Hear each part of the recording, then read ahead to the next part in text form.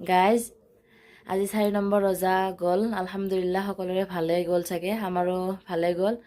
কেনে লাগিল পিছে ৰোজাকেইটা ৰাখি বহুত ভাল লাগিছে আল্লাহৰ হুকুম হয় ৰাখিবই লাগিব তাকে ময়ো দুটা ৰাখিলোঁ প্ৰথম দুটা যিহেতু নাছিলে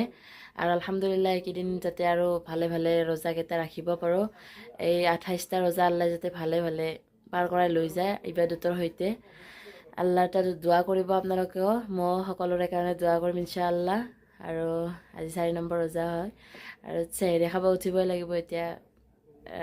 মাগৰিবৰ ভাত খোৱাই নাই এতিয়াহে খাব যাম পিছে ভাল লাগিছে না ৰমজান মাহ ভালটো লাগিব বৰকতৰ মাহ গোটেই বছৰটোত ভাল মাহ আচলতে ৰাতি হ'লে ভাত খাব নুঠে গাইজ ইমান জগাই থাকিব লাগে এনেই আৰু অলপ টাইম আধা টাইমতে তাৰমানে আৰু এলাৰ্ম দিয়াই থাকে আধা ঘণ্টা আগত দিয়াই থাকে আধা ঘণ্টা আগত ভাত খাব উঠি যাব মুখ চুখ ধুৱাওঁতে অজু চজু কৰাওঁতে মিলাওঁতে 15 মিনিটৰ ভিতৰত কিবা এটা আৰু হালকা আছে কিবা এটা খাই দিনটো এনেকৈ থাকে মই খাওঁ কিন্তু গাইজ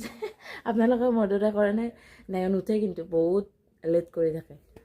মাক এটাকে খাই দি লৈ থাকোঁ